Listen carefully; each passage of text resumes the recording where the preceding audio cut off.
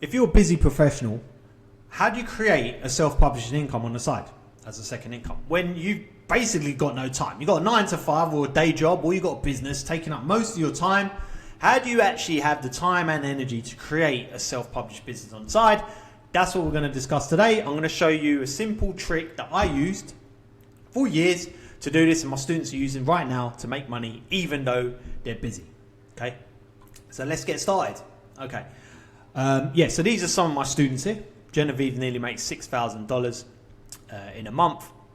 Raleigh made $130 in a day. Gary made $1,200 in a few months, and Debbie made $1,000 a month. All busy people, full-time jobs. They're doing this in their spare time. Now I've got a simple strategy I want to share with you now, and it comes under this bubble time, I call it. All right, so let's talk about that. Just imagine your time, the things that you're doing on a day-to-day basis are bubbles of time. So if we say like this bubble here is your 9 to 5 or your business, just say your main income. Okay, let's just say this is your downtime. This is like family or relationships or relationships. No, I won't write that all out. Say this one is hobbies. Okay, let's just say those are the main 4 for now. You've probably got more or less, doesn't matter, just to demonstrate my point. Now, what we do on a day-to-day basis is kind of go from here, and then we go to our downtime, and then we might go to family time, and then we might have some more downtime, then we might go and do a hobby, we might go to family. We're kind of, it's kind of bouncing around, and most people do this randomly. Now, the simple trick we can do in order to create time is put a bit of order to this, put a bit of organization to this. Now, I've read a lot of time management books over the years. My favorite one was Eat That Frog by Brian Tracy, bestseller. People have wrote books on time management, so we need something simple that you can like implement right now, and I've got one that's so simple you can implement right now. It basically costs nothing, and it is like what I've got here.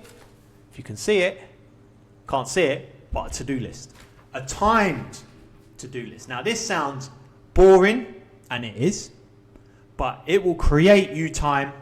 It will actually create you time and money, as boring as it is, as cheap as it is, if you do it. So if you imagine here now, and these bubbles of time, you've got your 9 to 5. So just say that is literally 9 to 5 that time. Okay. Then you come home and you have a bit of downtime. Let's just call this 9 to 6, 8 till 6, including travel time. Yeah. One second, I made a mess of that. 8 till 6, including travel time, there and back, or whatever you're doing. Okay. Then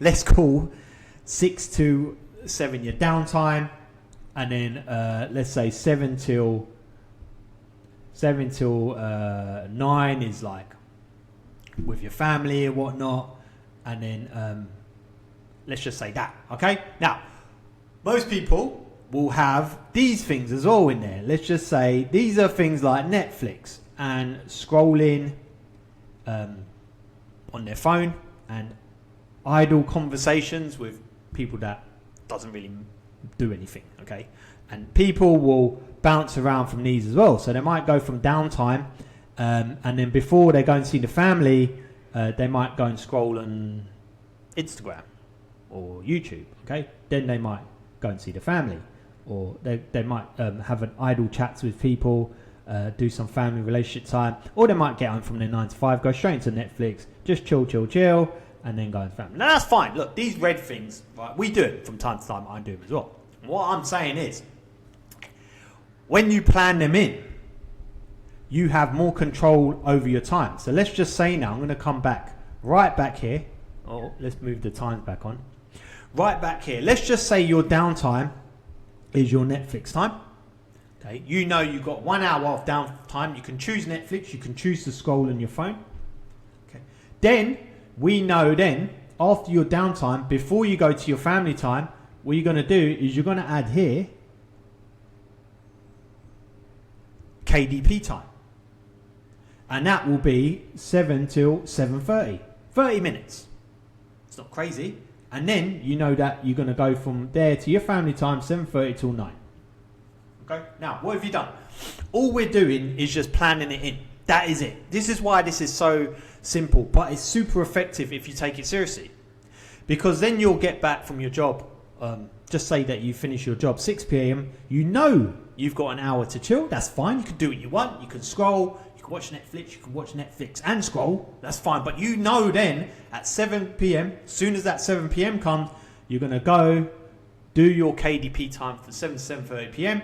Then you're going to go and family relationships. Now, all you've done is take 30 minutes, which might have been used for a load of crap that doesn't do anything, and attach it to something that's meaningful, something that can actually make a change in your life. And that's all we're doing. And it's very, very simple to do. It's simple but difficult to maintain. I make a list like most days. Okay, work off a list. I 100% would recommend you do that, because that is so simple to do. You can see it there, and every time you do something, you cross it off. Now, there's something that happens when you cross off something on your to-do list. You feel boost of momentum. You feel boost of self-esteem, especially if you've put on there that you're going to work on your KDP for 30 minutes at 7 p.m. You get there at 7 p.m. You start. You do some really good work on your self-publishing on your books. By 7:30, you completed a task. You cross it off.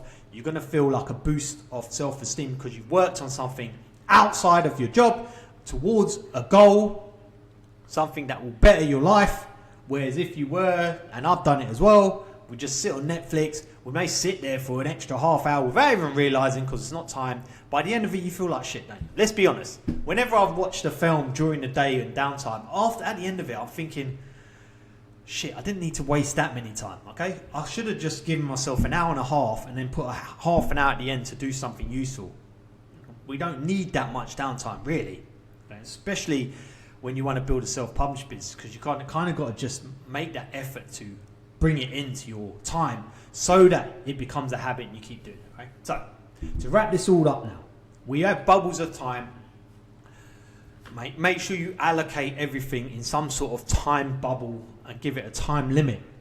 And then what you'll find is that you go from your job to here, and then as soon as the time's up, you'll be rushing to get to your KDP thing, business. And then as soon as that time's up, you've done your bit, you'll be rushing to get to the next bit, and you can do it with peace of mind as well.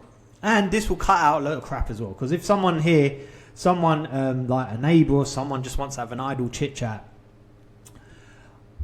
after work, you'd be like, sorry, I'm busy, I need to get to here. So you'll surpass this idle chit chat that you might normally have, or idle scrolling, something that you might normally do without thinking, and get straight to work. Okay, hope that makes sense. Thanks for watching. Give us a little like and subscribe if you want more tips on how to create self-publishing income as a busy professional. See you in the next video.